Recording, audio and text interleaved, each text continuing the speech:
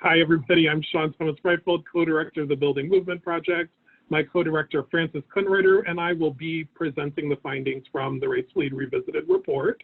We will also have a pause after that presentation to answer some clarifying and data questions that may have been surfaced. So again, feel free to use the Q&A function to submit those questions while Frances and I are presenting. And we will pause and ask those and respond to some of those questions before moving into the panel discussion.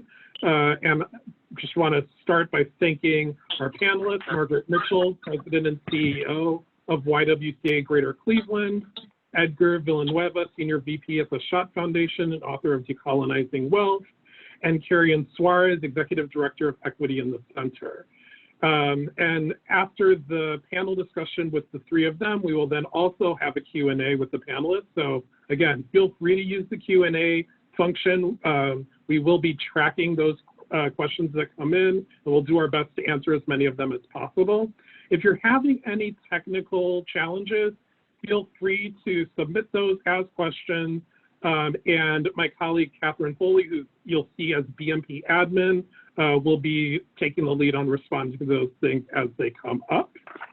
So I want to move us on to the next slide and start talking briefly about the survey. So the Building Movement Project conducted a survey on nonprofits, leadership, and race back in 2016.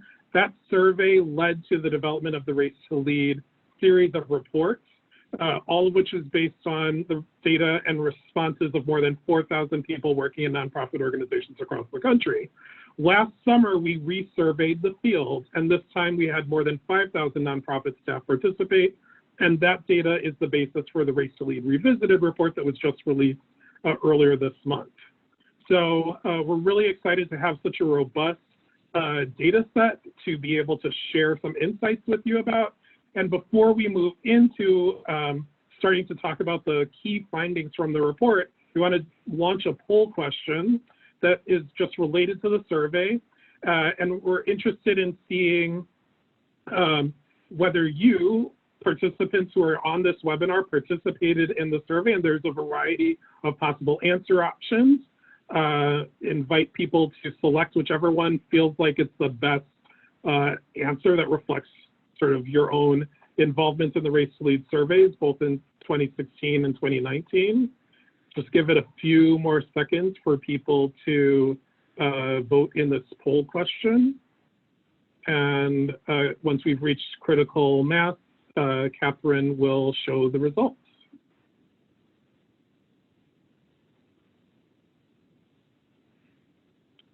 All right, and so we can see that a lot of people who are on the webinar today did not know about the survey. So we're really glad to have a much wider reach again. I think 5,000 respondents is a very big sample, and we also know that the sector is much bigger than that. So we're really excited to have more people knowing about the survey, and hopefully if we end up surveying again in another few years, all of you will participate and help spread the word so that we can continue to really take the pulse of how nonprofit workers and employees are experiencing issues of race, equity inside of nonprofit organizations and the sector more broadly. So I'm going to turn it over to my co-director, Frances Kunreiter, to start talking about the three key findings and presenting some of the sort of key data from the Race to Lead Revisited report. Frances, over to you.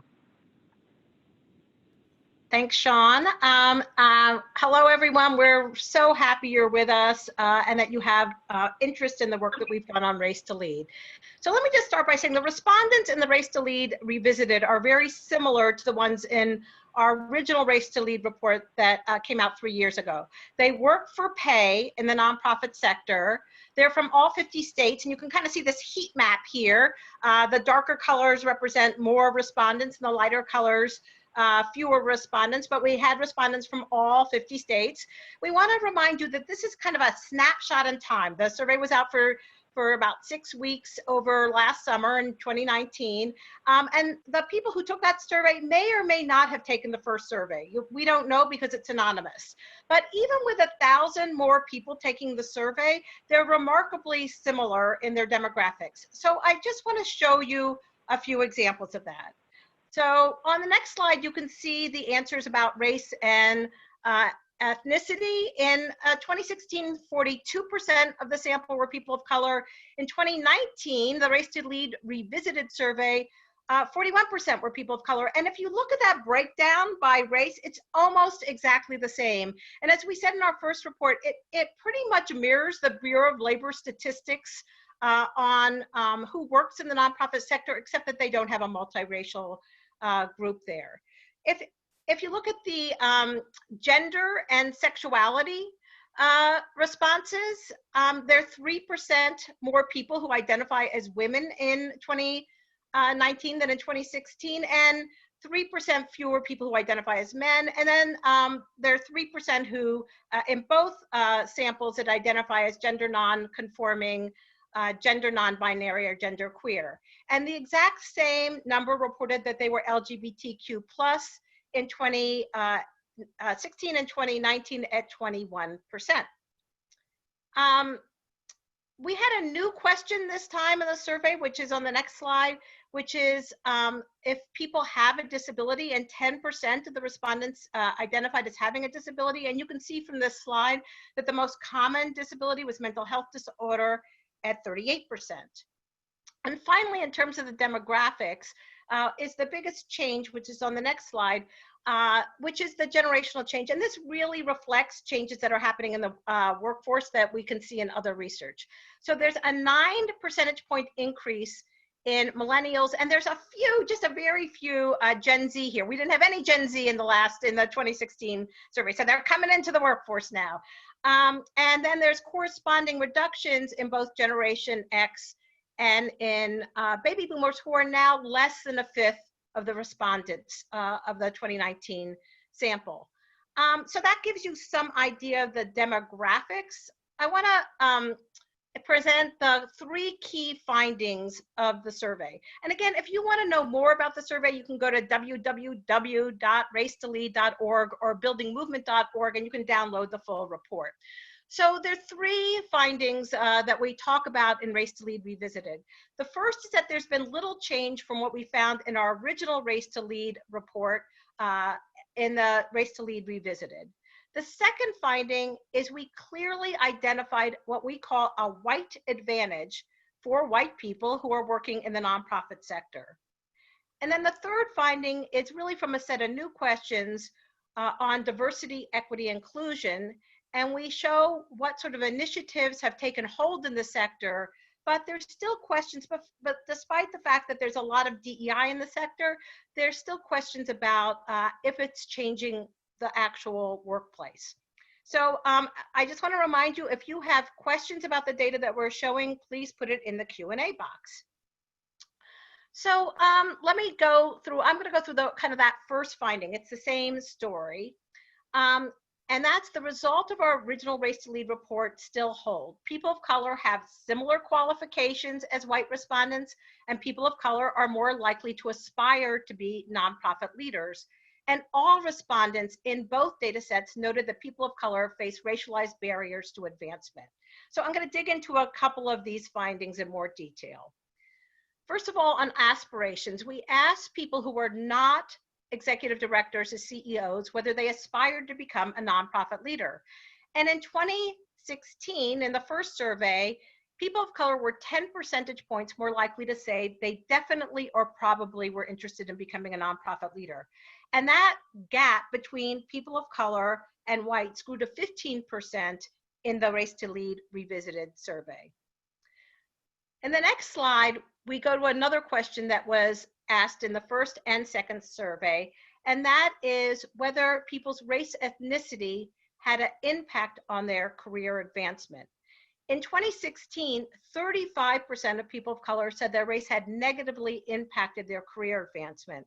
And as we can see in the next slide, where we just kind of circle these findings, that percentage grew to almost 50% in this past survey, this most recent survey, a 14 percentage points increase. So if we look at that, that's saying that almost half of the people who responded to this survey, who are people of color, said they had their race or ethnicity had a negative impact on their career. There's an even bigger difference in the percentage of white respondents who agreed that race had a positive impact on their career, increasing from 50% in 2016 to 67% in 2019. And here's a write-in, if you can see on the next slide, from one of the respondents who talks about how it's challenging constantly being the only Latina in all white and mostly male circles. And that challenge is how she's strategic, whether to stand up for her community or to hold back or else be left out of decision-making circles and labeled as the angry Latina. So that is from one of our write-in responses to the survey. On the next slide, we show that we once again asked about challenges respondents face on the job. And you can see there's a slight decrease from 2016 to 2019 in the percentage of people reporting challenges in their workloads, inadequate salaries, and opportunities for advancement. But it's important to note that except for the demanding workload, which everybody has in the nonprofit sector, and we all feel, people of color are more likely to report challenges than whites, and the gap between people of color and whites has remained the same over the past 3 years or even increased. And if you look at that last line in the graph, you can see that people of color in the most recent survey are more likely to report that they are challenged by the lack of role models than they did in the first survey. So that's a growing challenge, the only place it's growing. But this challenge has decreased for white respondents. And another example of that is in this write-in response about why mentorship is so important. So this is somebody saying, I had phenomenal support, mentorship, and sponsorship by women of color, mostly Black women like myself, who provided the emotional support critical to enduring and persisting through microaggressions, and otherwise she might have left the sector. A final example of how the answers are similar from the first and second surveys is the statements about why there's so few leaders of color in the nonprofit sector. So overall, respondents were more likely to agree to these statements in 2019 than they were in 2016. And here's some things you might want to note on this kind of complicated graph. People of color agree to these statements more often than white respondents, but the gap again remains the same or even grows. So look at that one, the second from the top, where people of color agreed 11 percentage points more in 2019 to the statement about organizations rule out people of color based on the perceived fit, the cultural fit in the organization, which is a stand-in for implicit bias. Though white respondents agreed to this statement more often as well, the gap between the two groups was 18 percentage points in 2016 and it grew to 25 percentage points, so it's growing in 2019. And then I just wanted to also point out that we clarified a statement on skills and training, that most people of color need more skills and training for leadership positions. That's the second to the last in the figure.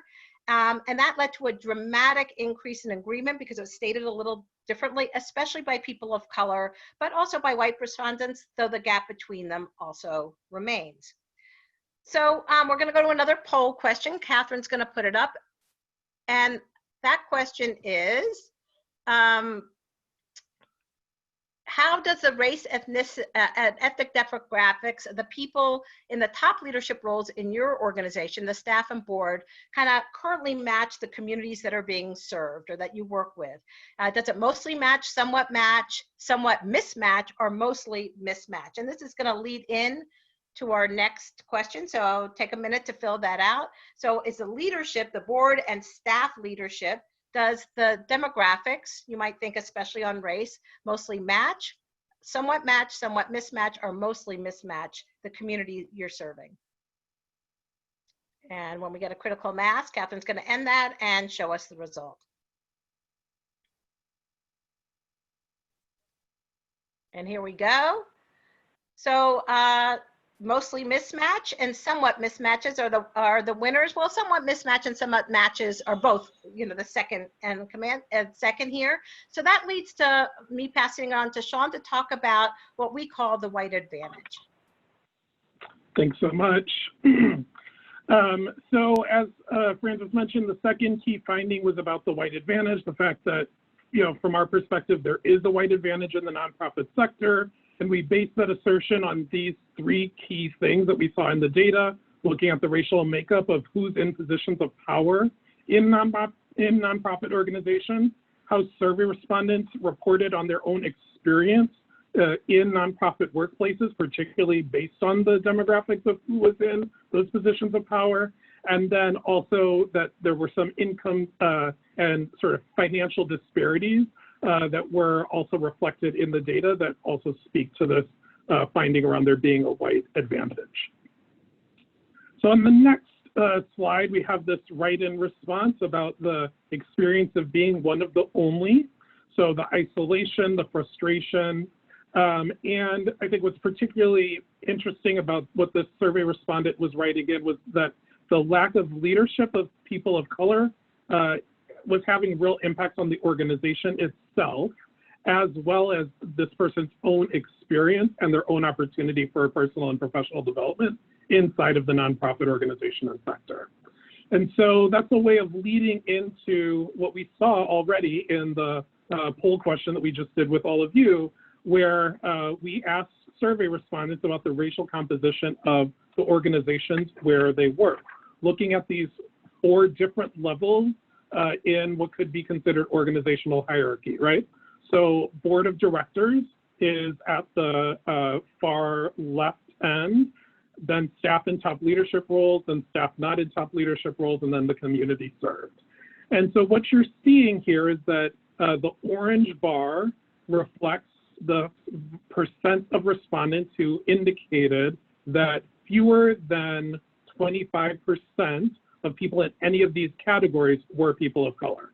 And so over half of survey respondents reported that their organization's boards and their leadership teams were less than 25% people of color, meaning more than 75% white people in those key power positions. In contrast, if you look at the constituents and community served on the right side of this figure, you can see that the blue and the gray bars together make up roughly 2/3 of the sample. So again, you know, roughly 2/3 of the survey respondents reported that who their organizations are serving are at least 50% of the constituency base is people of color. And so again, this is another way of visualizing that mismatch issue that we think really does exist in the nonprofit sector, and we're also seeing in what respondents were reporting about their own organizations. Now, focusing again on the board and the leadership, so what this figure is showing is the combination of those 2 factors. So again, the scale, there were 4 options on the scale: less than 25% POC, 25 to half POC, half to 75% POC, 75 or more POC.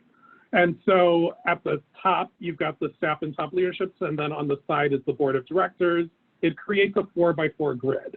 And there was a question that came into the Q&A asking why we set a 75% threshold for white-run organizations.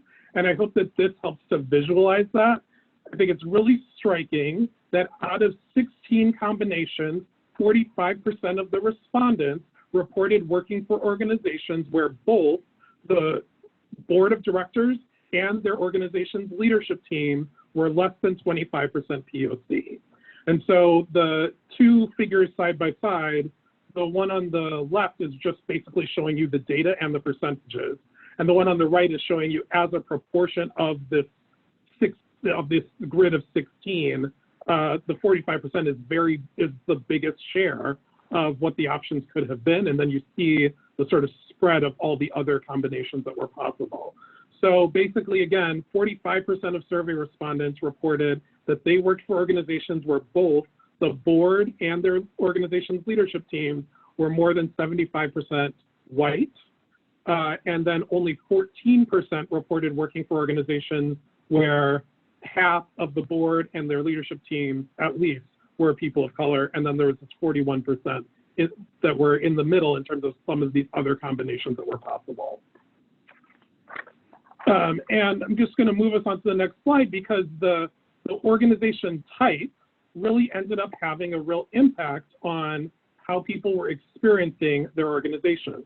And so we asked about 3 sort of workplace experience questions. 1, would you be happy working at the organization 3 years from now? Do you feel you have a voice in the organization? And does the organization offer fair and equitable opportunities for advancement and promotion? So in the next slide, we're really just going to focus on that. Would you be happy working at the organization 3 years from now? And I think it's really worth noting that among respondents working for white-run organizations, again, organizations where both the board and leadership team are more than 75% white, the happiness data is lower than the other organization types. And this is where you see the biggest gap between people of color and white respondents.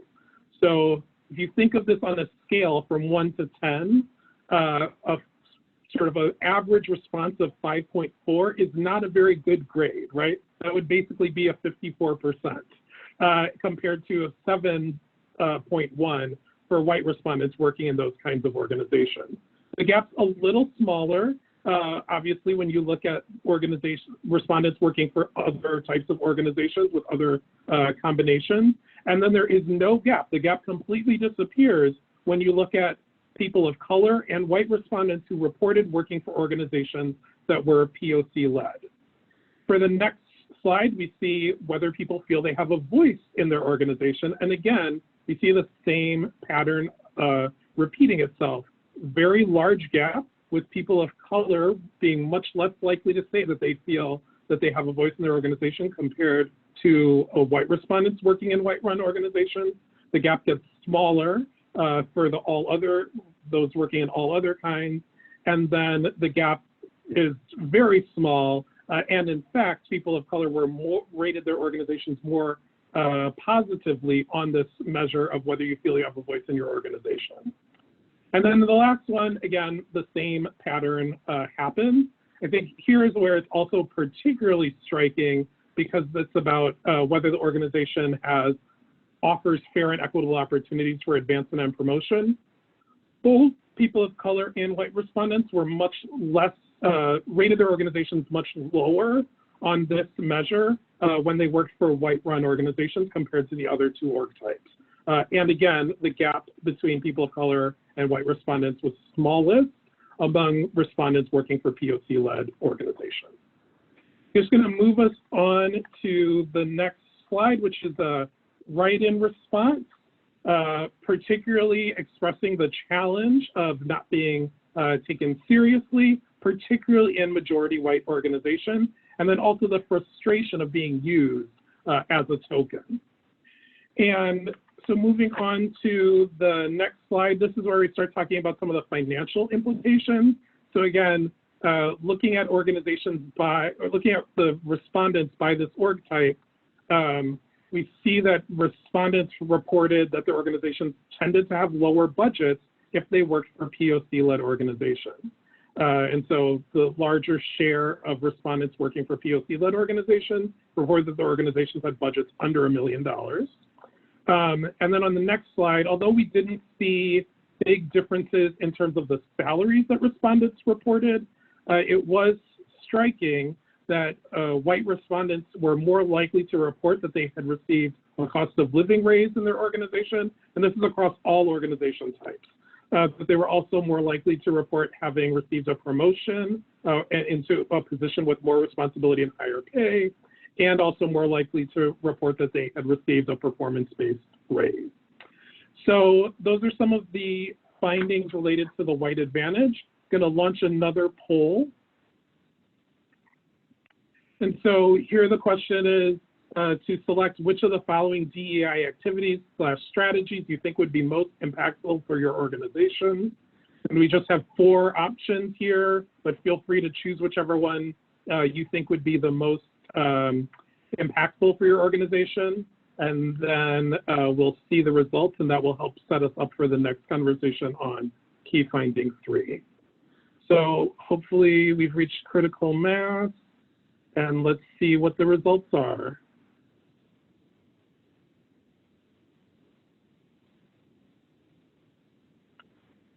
So the biggest vote getter was pretty significantly was to address ways that racial inequity and systemic bias impact issues the organization works on. Almost half of folks who are on the webinar selected that answer option. All right, I'm going to turn it over to Francis to get us talking about key finding 3 and the DEI initiatives and obstacles. Go ahead, Francis.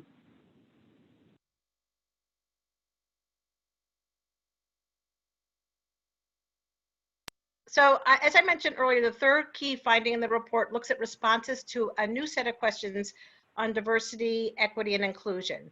So 74% of the respondents reported their organizations had in the past or were currently engaging in a DEI initiative. And I just want to remind you, if you have questions, put them in the Q&A box.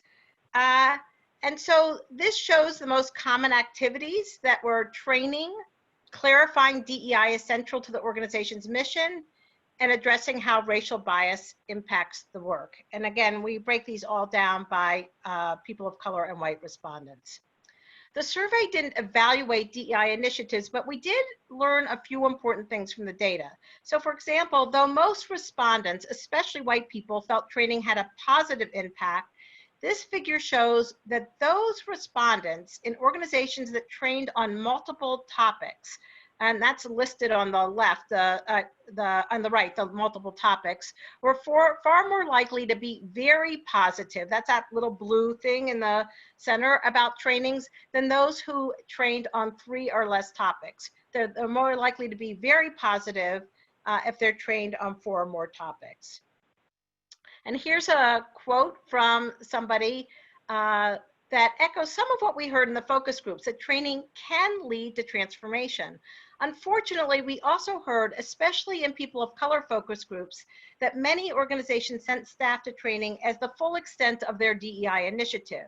People of color in the focus groups often refer to this as checking off the DEI box. That is, sending staff to a training on race as the only work the organization engages in related to race equity.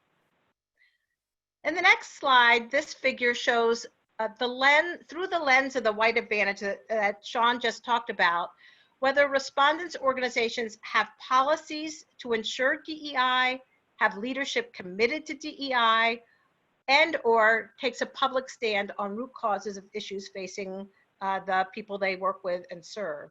It shows that people of color and white-run organizations rate their groups far lower on all 3 statements than both the white respondents of white-run organizations and lower than people of color, the other 2 types of organizations. And all respondents across rates, again, similar to what Sean was reporting, gave higher ratings in POC-led groups, and the gap between people of color and white respondents starts to close or even disappear. On the next slide, the figure compares data between 2016 and 2019 and shows there was increased agreement by all respondents in the Race to Lead Revisited data set to statements about race in the nonprofit sector.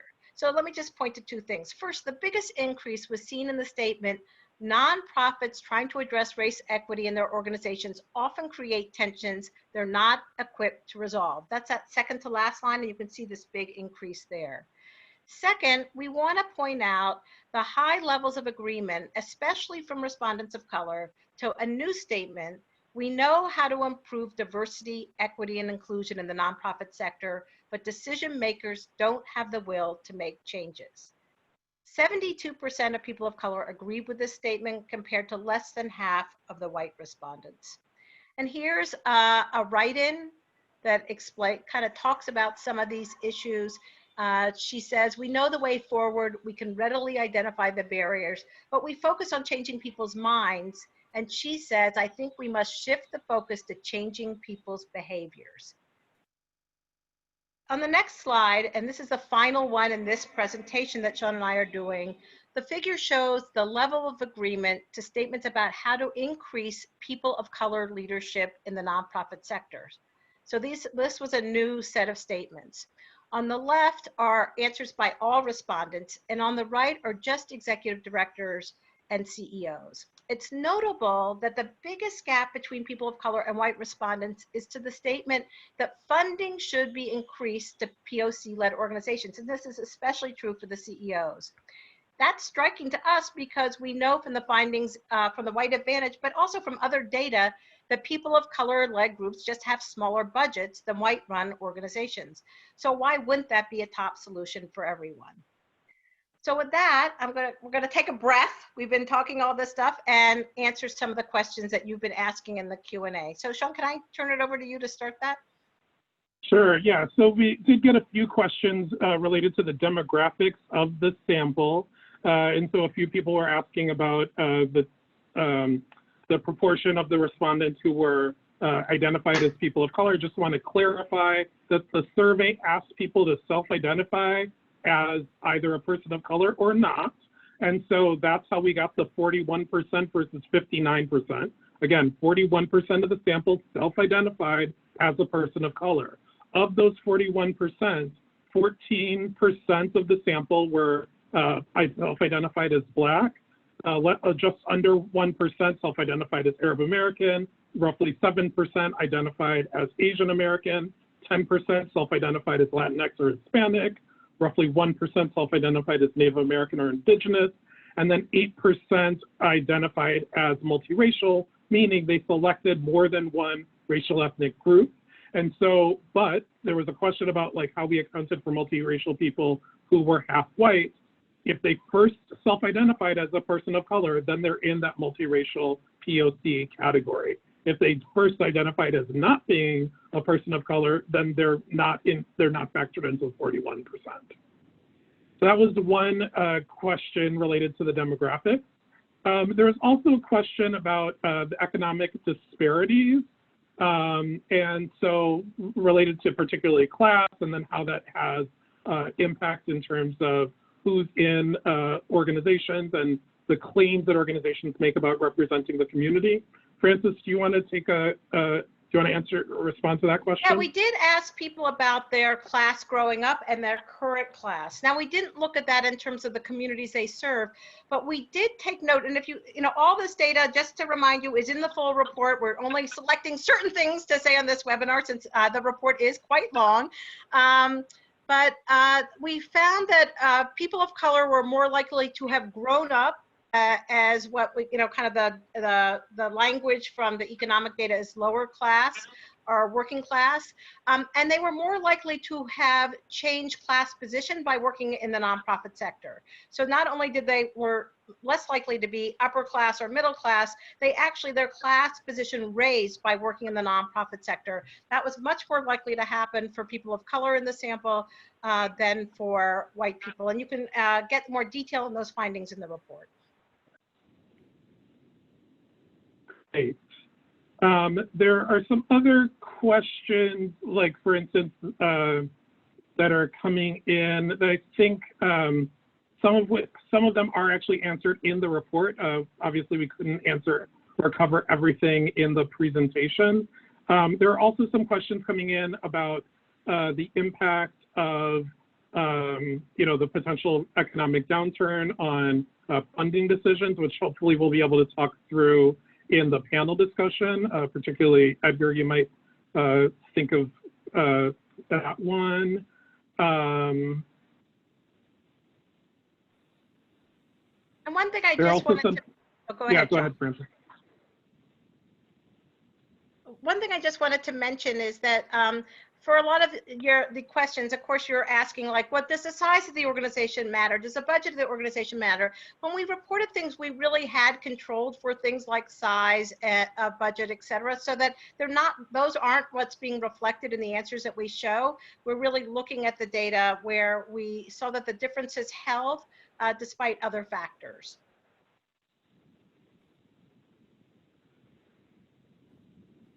Yeah, and just for the sake of time, and since I think a lot of the questions that are coming in will get sort of answers to through the conversation with the panel, I'm going to have us shift to the panel conversation to make sure that we can maximize our time with Margaret, Edgar, and Kay.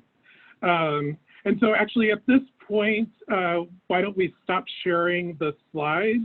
I'm going to just pose an opening intro question to each of you. And so I'm going to invite each of the panelists to share just like very quick intro, name, organization, any other key thing that you think is important for people to know about you. And then what data point most resonates with your own lived experience. And Margaret, can I start with you? Oh, you're on mute. Let's see if you can. All right, I'm unmuted. Thank you, Sean and Francis, for having me. I'm really excited about this conversation. And again, my name is Margaret Mitchell. I'm President and CEO for YWCA of Greater Cleveland.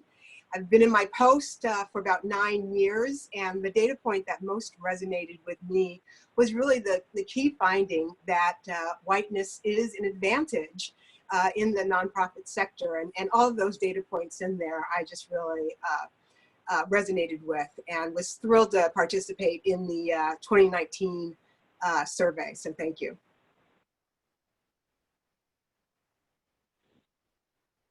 Edgar, can you go next? Sure. Hi, everyone. My name is Edgar Villanueva. I'm an enrolled member of the Lumbee Tribe of North Carolina, and I work at the Schott Foundation for Public Education. Oh, I had a really hard time identifying with one single data point because I could see myself all throughout this research and this report, really like holding up the mirror of my lived experience. I think the conversation earlier around tokenism really speaks to me.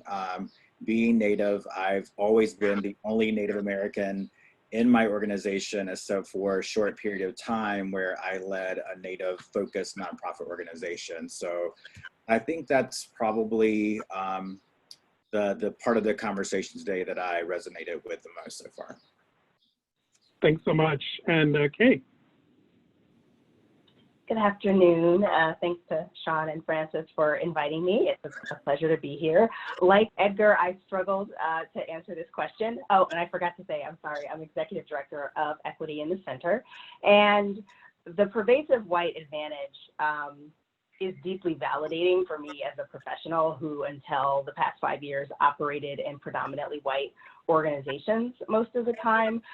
In my role currently at Equity in the Center, what really resonated with me deeply was the challenge organizations are having living into their awareness of the need to shift culture inside of organizations. So the updated data showed that there's a greater awareness of the need for organizations to shift to focus on equity internally, but the conditions have not actually changed. So behavior and actions haven't changed. And that's really where I live in our work with Equity in the Center. Thanks so much. All right, so we're gonna start off the panel by posing questions to each of you. So Margaret, having led large nonprofits that provide critical services in communities, what challenges have you had to face and overcome as a woman of color in the nonprofit sector? Yeah, I mean, you know, it's an adventure being a African-American woman in the nonprofit sector, leading a nonprofit. I have 3 sort of instances. The beginning of this year, City Lab and the University of Pittsburgh produced a report that showed the best and the worst cities for Black women to live in. And Cleveland, the city that I live in, was ranked the worst overall to be the worst city for Black women. There were a number of indicators in the report. It is an interesting report to look at, and Cleveland, Pittsburgh, Milwaukee, Detroit sort of traded being at the bottom in several of the indicators, but overall Cleveland was the worst. And I took a call from a reporter from our local, nearly our daily newspaper, basically. And she called me and she asked me, what am I going to do? And what was I doing? What programs were I doing to address this? And I was really sort of dumbfounded and, you know, had a conversation with her around why she called me and who else she was talking to for the story. And she, you know, she was a little unsure of why I was questioning her, but then I walked her through. Have you called the chamber? Have you called the tourism bureau? Have you called the city? Have you called the county? This is a crisis. Why are you calling me to ask about programs? because programs is not going to fix this. And another instance, I have been, working in the space for a while. We do run a preschool, a unique preschool that is trauma informed, working with families that are homeless at the time they enrolled in our preschool. And we understand and utilize the adverse childhood experience report and score, the ACE score. And at our organization, we believe that racism is an adverse childhood experience. And we've had that position for quite a while. And years ago, like 2 years ago, I can't tell you all the pushback that I would get because racism was not identified as sort of one of the classic items that the investigators had identified in terms of adverse childhood experiences. And it was always a struggle. And then lastly, I would say that, being a Black woman and showing up in spaces where I'm not necessarily always the only, but often one of the few. And certainly it is expected of me to be able to carry the banner. And so I'm always fascinated by white men who say to me, oh, I really pushed for you to be in this meeting, so you would say X, Y, Z. And, this is like this year, it's people are telling me this, foundation presidents and CEOs of X, Y, Z. And, when I say to them, well, I'm waiting for you. I'm waiting for you to carry the banner and lead the conversation around racial equity and social justice. So, yeah. Thanks so much. You talked a little bit about the factoring in adverse childhood experience into your program, your work with children and families. Can you talk just a little bit more about how your own commitment to racial equity impacts the organization, the work you all do in Cleveland, and where that factors in? Well, our mission at the YWCA is eliminating racism and empowering women. And, we have not always lived up to that mission. And about 4 years ago, I knew that I could not speak in the community without having my organization authentically be an anti-racist organization, that you couldn't walk into my organization and talk to any staff member and they would be able to support or lead a conversation around anti-racism. As we ventured down this road 4 years ago to put racial equity front and center into absolutely everything that we do, everything we talk about, the way we live and breathe, the resistance was wacky. And at times, I really felt like I was pushing a boulder up the hill. But we stuck with it. And I can't tell you what it is like to be in the space where we are now, where we have so many champions within our organization. We're really able to identify ourselves as authentically as an organization barreling towards being anti-racist and can articulate that, support others, talk about our challenges, our realities, and our wins. And it's humbling to be at this point, but it is, we're able to encourage and also demand that others join us because we've done the work to be here. Thank you so much for your leadership. I'm gonna turn to Edgar, and the question I wanted to start with for you is, from your vantage point in the world of philanthropy, what is it gonna take for foundations and the philanthropic sector to increase funding for organizations led by people of color? Yeah, thank you, Sean. I do want to just underscore that there is a direct correlation between who decides where money goes in foundations and where the money actually ends up. And we know that within the philanthropic sector, we have a significant diversity challenge. 3/4 of foundation staff are white. Only 8% of foundation CEOs are people of color. Only 3% of philanthropic institutions are led by Black executives. And I can only think of 3 Native American CEOs in the sector.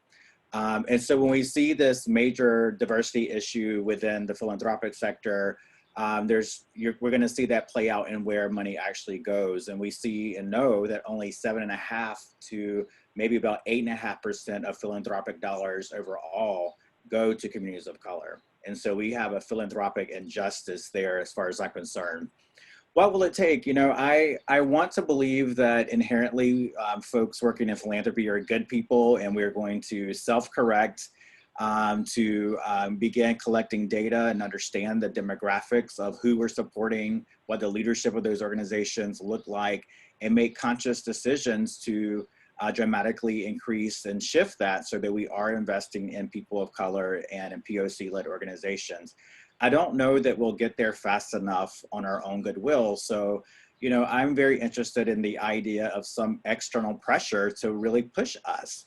As public institutions, although we behave as private institutions, we are still a part of the nonprofit sector and should be accountable to the public, I believe, in many ways that other nonprofits are.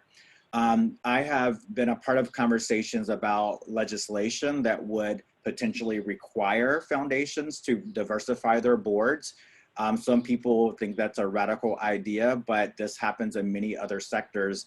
Organizations that receive federal funding like FQHCs, federally qualified health centers, are required to have boards that are 51% reflective of the communities that they serve.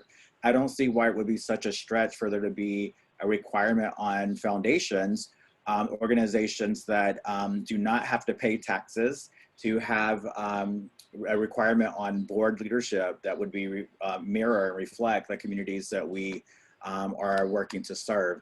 So that's an external pressure. I'm here for the self-correct, but I'm also very interested in getting there faster because we know these dollars will never get to our communities unless there's more diversity and folks like us making decisions about money. Thanks so much, Edgar. And a follow-up question. So this is there's a lot of data that didn't get reported in the Race to Lead Revisited report. And so one of the data points that stood out to us was that over 1/3 of people of color who are in that executive director CEO role, compared to less than 1/4 of white EDs, reported that they never or rarely get funding that is comparable to peer organizations doing similar work. And so given that, you know, they're getting smaller grants to basically do the same kind of work as peer organizations, what might be some strategies for those people who are leading, but on the grant seeker side, to hold the grant makers accountable and challenge them to be more equitable in their giving, and really to confront the philanthropic redlining, as ABFI has called it? Yeah, you know, we know in the nonprofit sector, one of the major barriers to diversity is that we are saturated with white dominant culture in our sector. And within philanthropy, white supremacy culture or white dominant culture for me is even more pervasive because of the origins of our sector being steeped in wealth and privilege. And so I think that before I get to what nonprofit folks can do, I really think the burden must be on funders because of the power dynamic. I actually feel terrible that nonprofit leaders have to take on this extra work to educate, to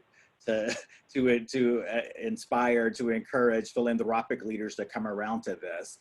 I think that the onus should be on philanthropies to do the right thing. The underlying issue here is that we need, beyond diversity, we need a fundamental shift in worldview about whose money it is, and an analysis around power that is not connected to white supremacy culture. And for philanthropy to understand that philanthropic capital should not be treated as private wealth. Instead, this wealth inside of foundations belongs to communities, and we should reallocate or redistribute that wealth in a way that reflects the diversity of communities. Now, I think I'm really inspired by nonprofit leaders who are stepping out and pushing back on this system. I know that it's very hard to sort of bite the hand that might feed you, but I think that we have to get to a point where we have to ask questions about, as nonprofit leaders, which foundations do we want to be in relationship with, and you know, how do we organize as an entire sector to really push back on and hold philanthropies accountable. There are various organizations that I feel like are doing, you know, beginning to do that work.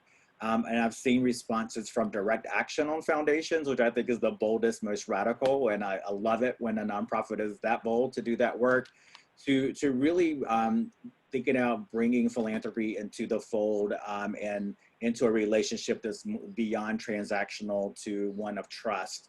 And it takes both sides to get there. You know, it's really challenging.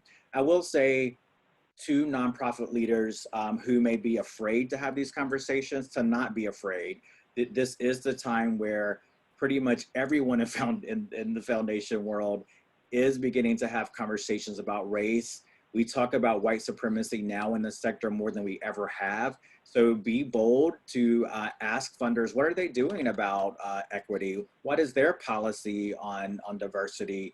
And you know, I would almost bet that every funder is thinking about this, and we sometimes are afraid to bring up this conversation. I call it donor fragility. Like, we're like, oh, don't ask the funder. We don't want to rock the boat or make them uncomfortable.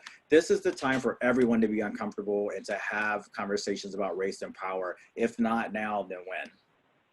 Thanks so much.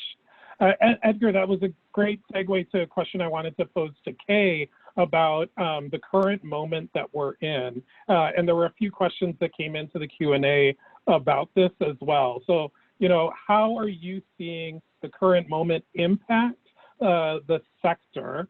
And how can we, as a nonprofit sector, make sure that the changes that may just be starting in organizations are actually sustained, particularly when media attention may shift to something else, or when the election overtakes conversations about race equity? How do we make sure that the nonprofit sector stays focused on these issues? Sure, thank you. This moment is unique. I think it's one from which leaders and organizations can't turn away because of the imagery of George Floyd's murder and then the protests that resulted.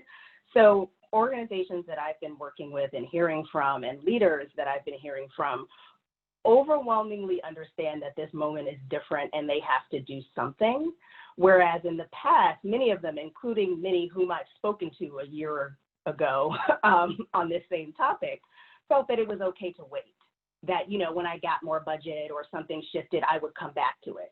I think what I see now in white leaders as well as leaders of color is an understanding that the moment is now and that this issue is urgent. And unfortunately, it took a police officer kneeling on George Floyd's neck for 8 minutes and 46 seconds to demonstrate the lesser value of Black life in our society, and in particular inside of our organizations.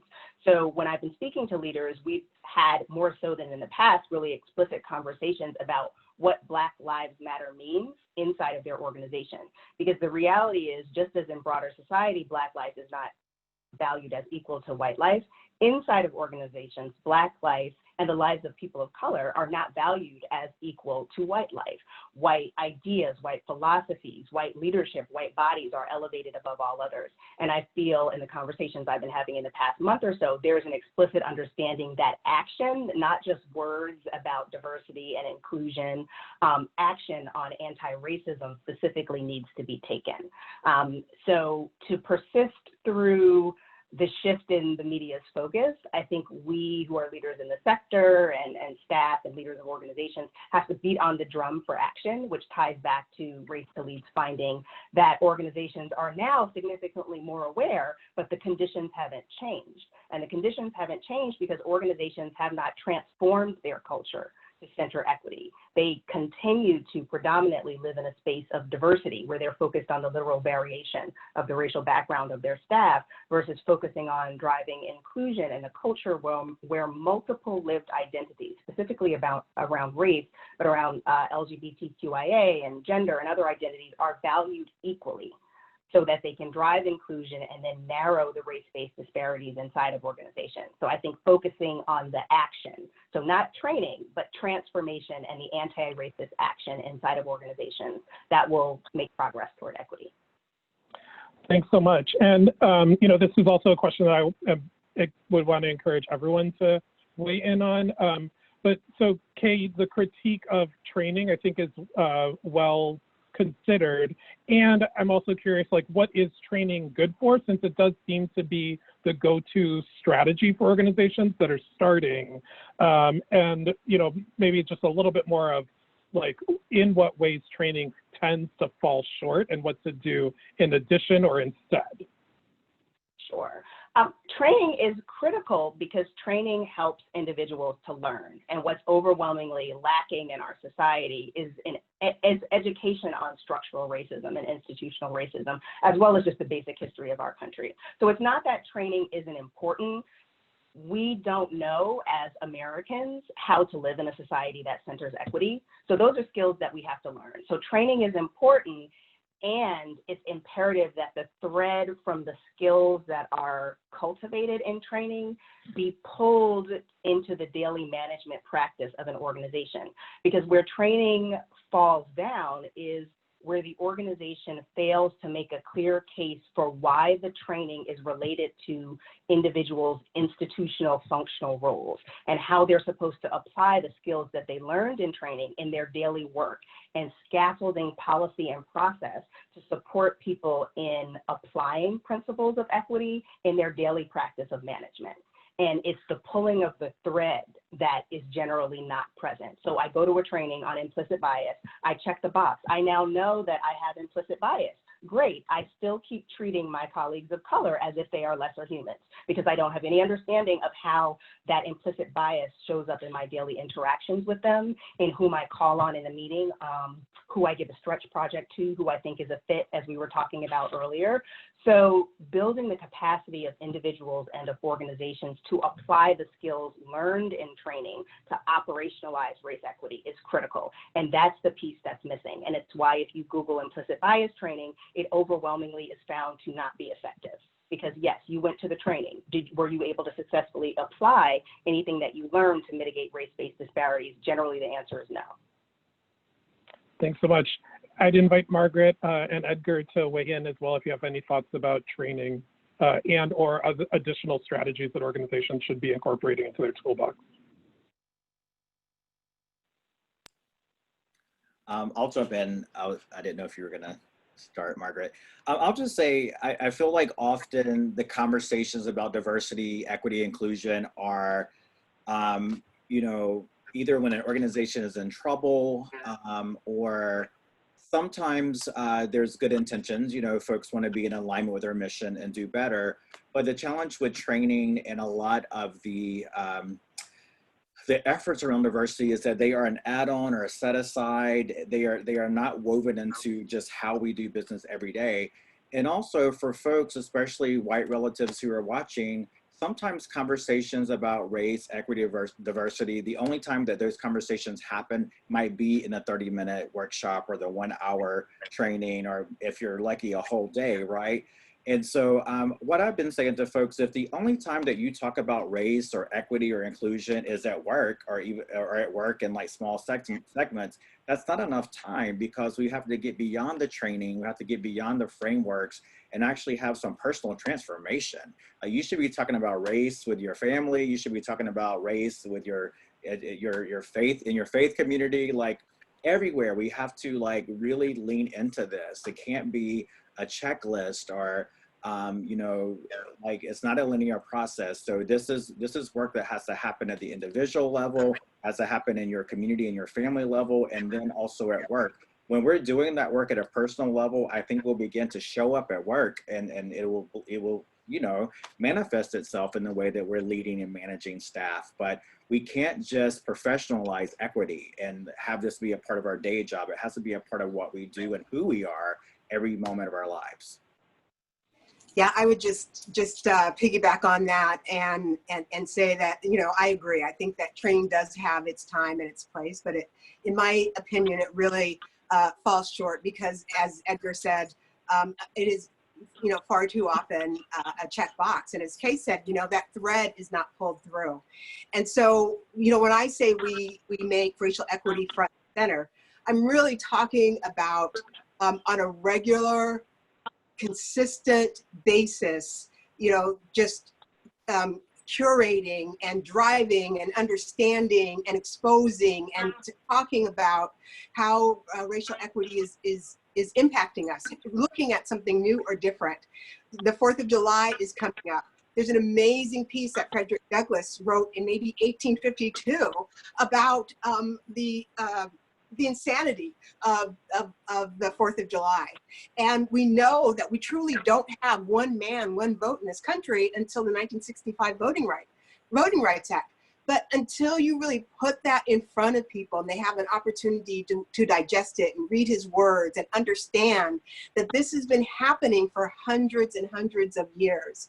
So it is the ongoing, if you had, as a leader, if you had an issue and you're the CEO, or you have an issue around finances, you dive in and you learn what you need to learn to build your financial muscle.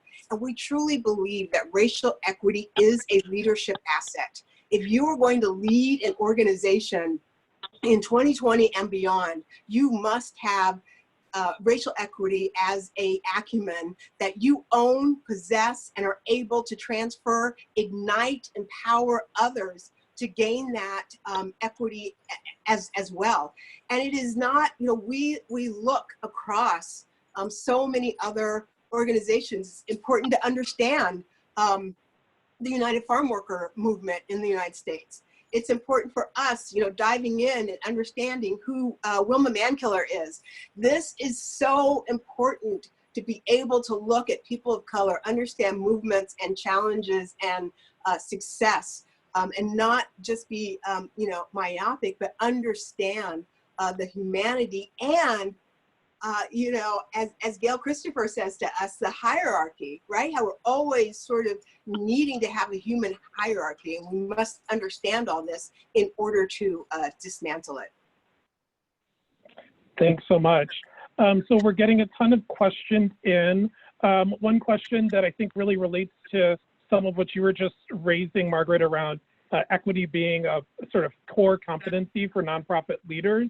So the question was about tips or thoughts, particularly for leaders of color in the sector who are leading organizations that are based on systems, structures, and policies that, are, I think as the person wrote, are based in white supremacy. So what is the sort of, tips, responsibility of leaders of color inside of the system to not operate as the system, I guess? Do anyone have any thoughts on that? I'll share some. Oh, there you go. Okay, then I'll throw it to you, Margaret. I was just talking about this earlier today, and it's important to note that white supremacy is upheld by people of color in the same way that the patriarchy is held up. We contribute to it by women. So people of color have to interrogate their own personal narrative around privilege and their role in upholding white supremacy, though it is, and I always try to lead with this, it is the responsibility of the people preferenced by a system to dismantle it. So it is not the responsibility of people of color to dismantle white supremacy, and we play a role in upholding it. So one thing I often challenge folks of color to do, as well as white folks to do, is look at Tama Okun's article on the characteristics of white supremacy culture, and I ask them to find themselves. Because if you are an individual of color who has made it to the C-suite, you are in there. If you are at the mid-level of the organization, you're in there. If you're a junior staff person, you'll find yourself in that list. Because white supremacy culture, as Edgar was saying, is our standard operating setting in America. And if you have been coached on aspects of professionalism and how to show up in the workplace, you live and breathe white dominant and white supremacy culture in your work every day. And so it's as critical for me as a person of color to name my economic and educational privilege and name that I have upheld practices within institutions that are rooted in racism and that I have done harm to other people of color in my role as a professional. And so we all have to interrogate the choices that we're making within organizations, because we may be thinking that, well, this is the best way to do it. This is the excellent way. This is how a leader shows up. This is what a new young professional looks like if I'm going to put them in some sort of a stretch role. And many of those characteristics, most of them in a professional setting, align to characteristics of white supremacy culture. And so we have to interrogate ourselves as complicit in the structure, even as we work to dismantle it, and also push our white allies to take a very active role in dismantling a system that was designed to preference them. Margaret, Amen. what were you going to add? Wow, love that. Yes, just to add on to that, I would say that it's important to have, to build a really strong appetite around this work. And it doesn't come overnight. Edgar's book is excellent. I just commend that to everybody. It is absolutely amazing. As you build your appetite, just think about continuing to learn about, your space and the diaspora, and just begin to understand. I was in South Carolina earlier this year, really wanted to see where most of the slaves came in. My first trip to West Africa was in 1997. I've done the Civil Rights Trail. I just really enjoy learning, and I'm in awe all the time of what I learn. And you have to be a learner in order to share this. And I think once you sort of go down the road of being an anti-racist organization, people will start calling you on your stuff and pointing out where you are falling short. And that is it is the fuel you'll need to be able to make change. We've made change to our job descriptions. We have racial equity in our performance planning.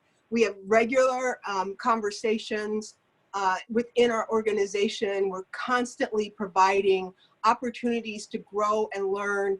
We held a big conference last year to commemorate the 400 years of 1619, the commercial end of chattel slavery in the United States.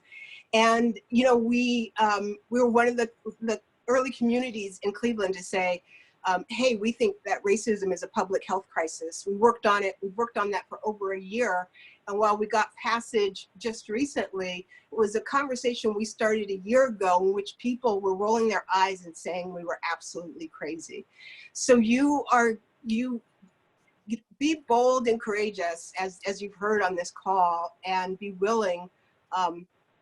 And more people have tipped into this work, and so there's a little bit of cover with that.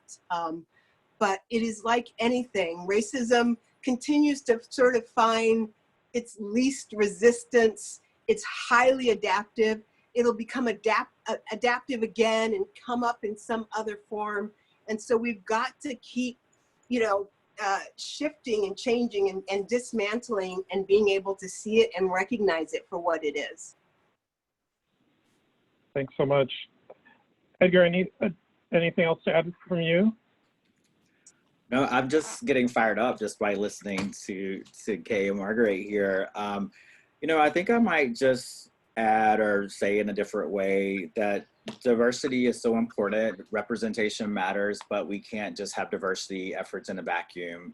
That culture shift work is so important, because what we see time and time again is that we hire people of color into these white dominant spaces, and they do not sustain, thrive, or last. And so brilliant people of color will not stay in your organization if you're not creating a culture that is one of that they can thrive in.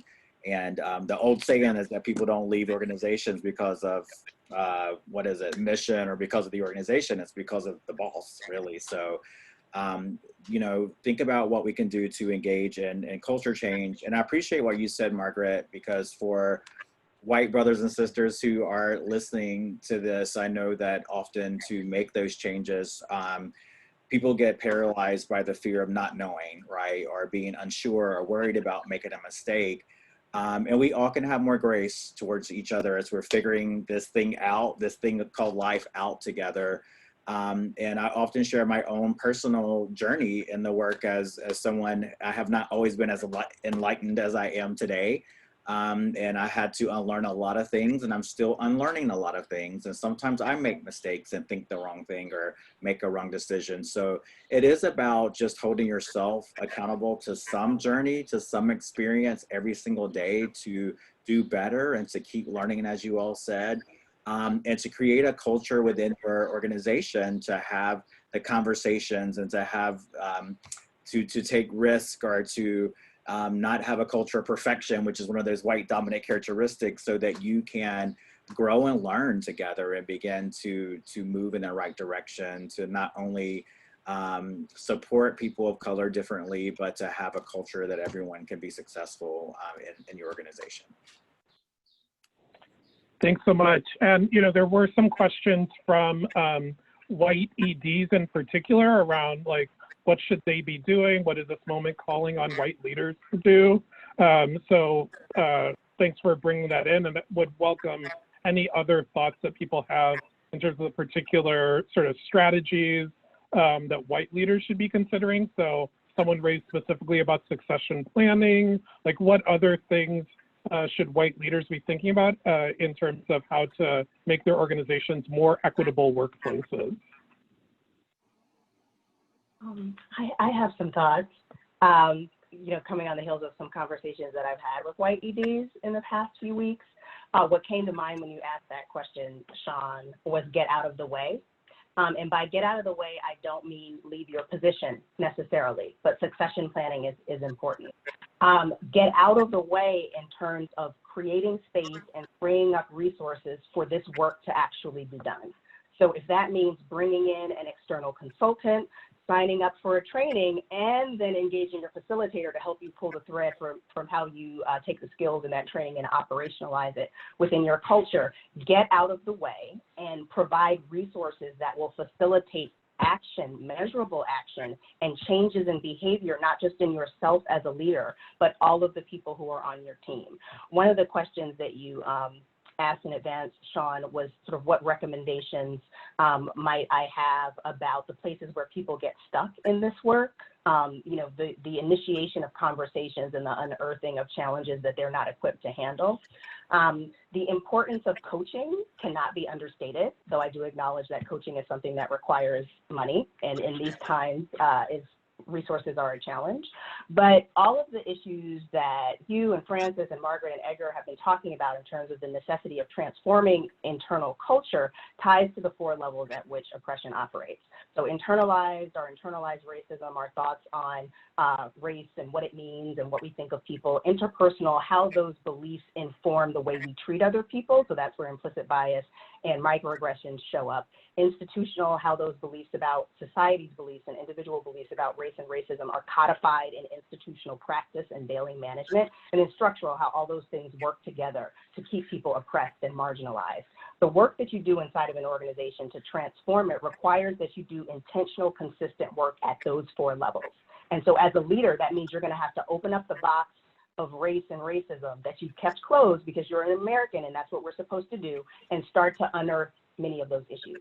And having a coach support you in processing that is helpful. It's also a very helpful resource to give to managers and more junior level staff who are facing the same issues. And these are issues that people of color and white folks are not accustomed to mining and bringing into the public square in the workplace. And so the importance of providing external support and coaching to, as Margaret said, build the skill and the competency to hold space and persist through these difficult issues is very important. So get out of the way and bring in some expertise and resources to help you as a leader and to help your team do this work. I absolutely agree. The only thing that I might add is that I have gathered with a small group of other EDs to have these difficult conversations with each other, talk about what we're doing, and what our go forward plan is, just challenge each other. And that has also been helpful. I've been part of a small group with 2 other organizations.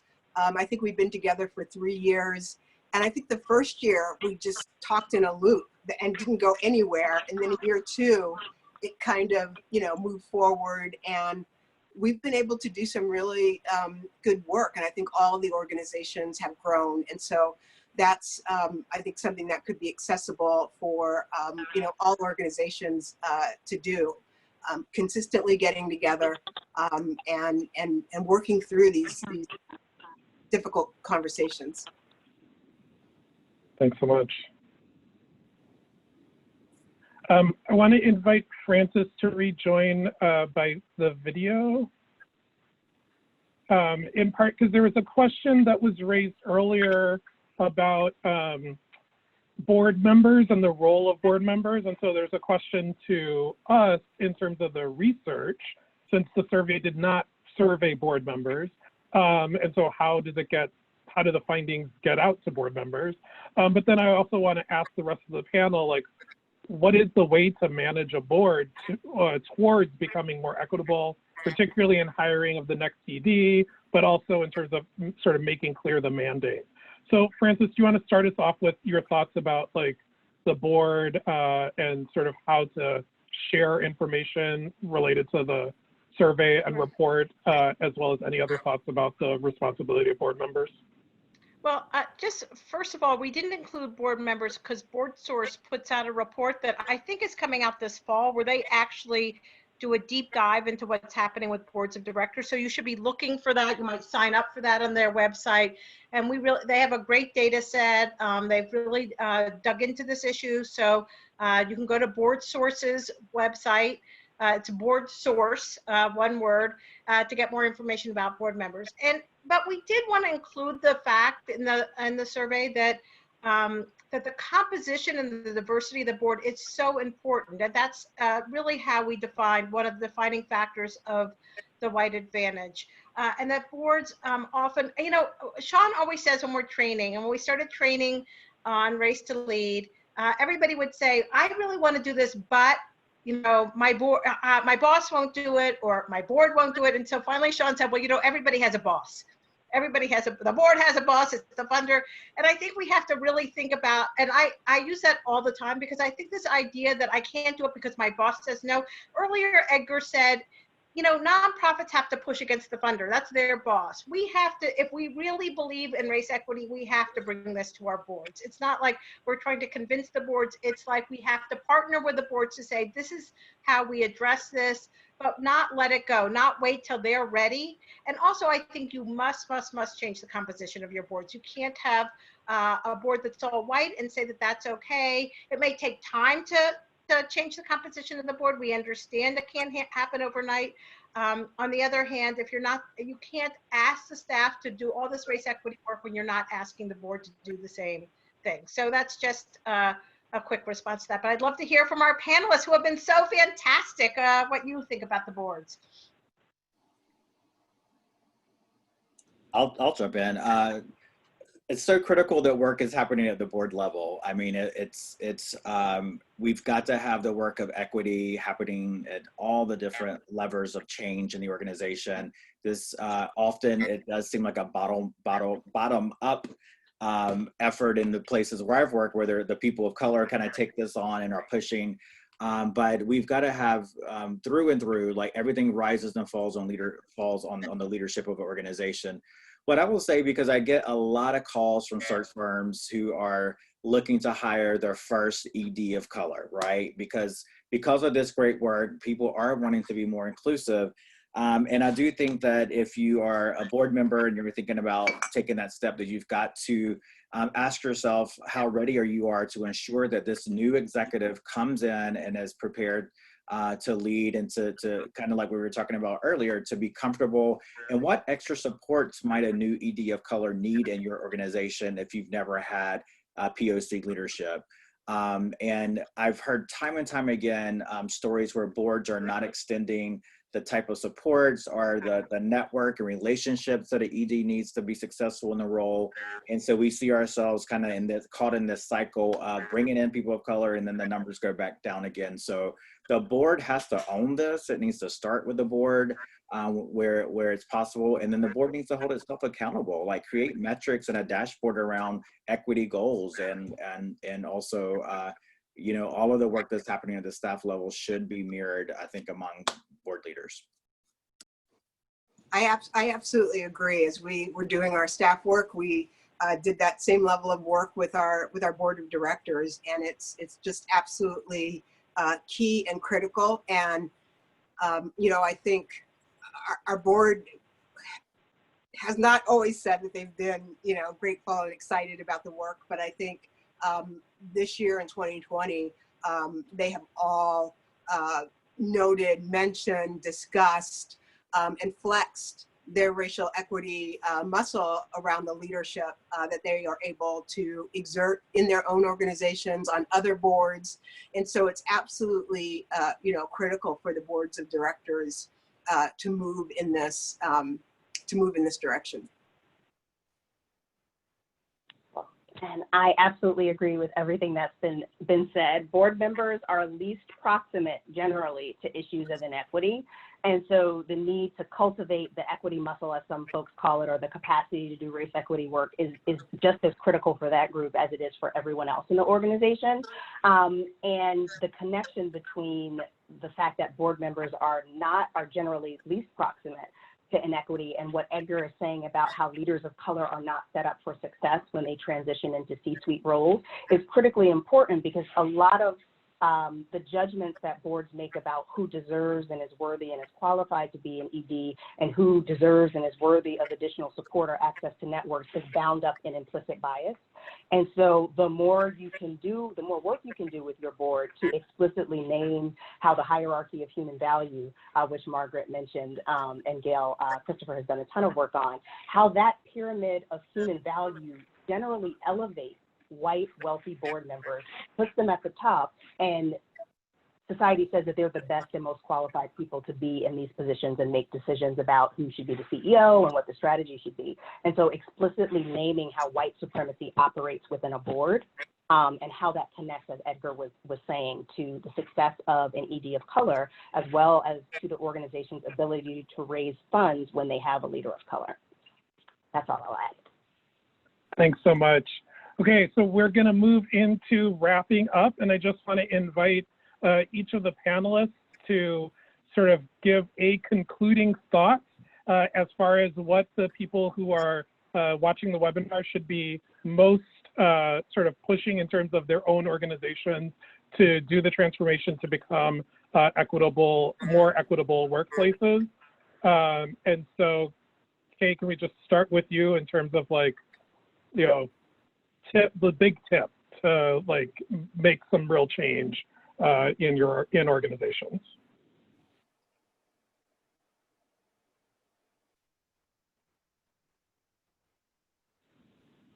Okay, we're not hearing you. Sorry, I was on mute, of course. I say my main tip, and I'm biased because Equity in the Center is an organization that supports folks in building their capacity on race equity, but engage expertise to persist through those moments of discomfort you were asking about, Sean, in terms of having walked into discussions or, in the case of the past couple of months, found yourself in the midst of civil unrest for which you are completely and utterly unprepared.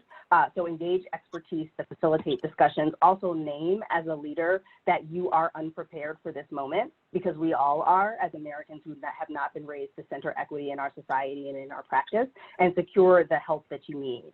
I did just want to read, this is a tweet that I've been sharing in a lot of the conversations I've been having with folks in the past month or so. It's by a woman named Sonia Gupta. Unlearning white supremacy isn't Instagrammable.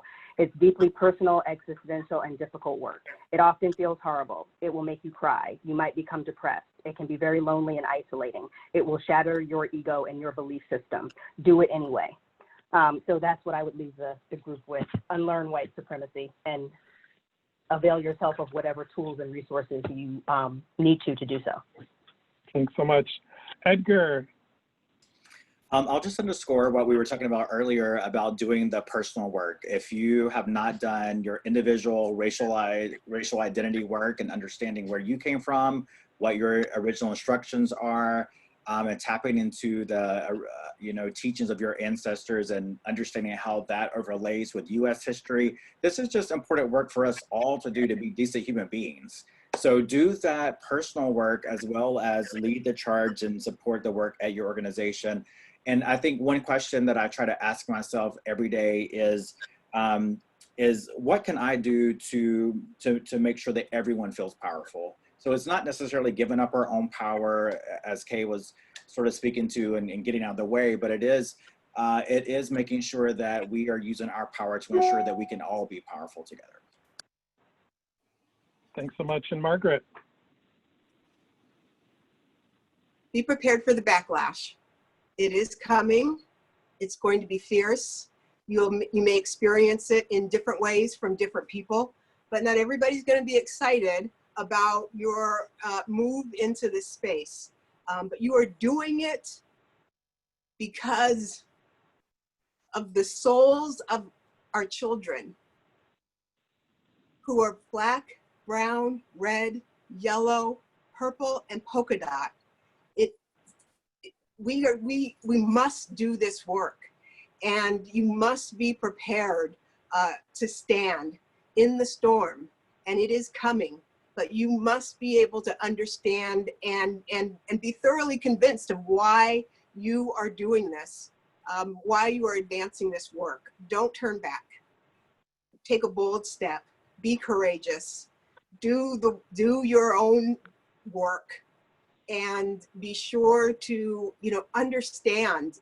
Be a good listener, and be able to have someone in your life, in your organization, who can call you on your stuff and speak truth to you.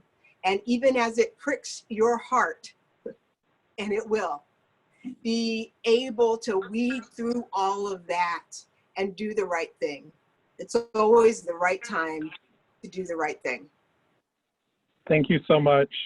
So I'm going to bring back the slides, and Frances is going to close us out with a quick review of the recommendations from the Race to Lead Revisited report, and then how you can stay in touch with us. Frances, you're on mute. I just wanted to thank the amazing panelists. It's just inspirational. And this is going to echo much of what they said, which is first, pay attention to the experience of people of color in the workplace. You can engage in race equity training, but you need to move from training to change in order to engage in race disparities. Look at your policies and look at your actions at work, and make sure they reflect your commitment to equity, and then enforce them. Just fund more people of color-led organizations. Set race equity goals for organizational leadership, especially reflecting the communities you work with and serve. And when we talk about organizational leadership, we mean the board as well as the staff leadership. And then finally, be transparent in the organization about your DEI progress by including those people in the organization that work there. Don't just say, I've done this work and you think you know what you're doing, especially leadership. Ask people how it's going and listen to their feedback. So, and I just want to say the last thing is change is change. Talking about change is not change. Change is actually making change. So, if you want to get in touch with us, and we can get you in touch with these incredible panelists, you can write us at info@buildingmovement.org, or S. Thomas Breitfeld at buildingmovement.org, or F. Kunreiter at buildingmovement.org. You can sign up for our newsletter, and you can certainly, if you want to promote the work of the Race to Lead Revisited report, there's a bit.ly here that you can do that. Thank you so much for coming, and Sean, I'll let you close it down. So again, thanks everybody for participating. The recording of the webinar will be posted to BMP's YouTube page. It will take some time for that to happen. We will also provide a transcript of the webinar. It will take a little time for that to happen, especially given the long holiday weekend.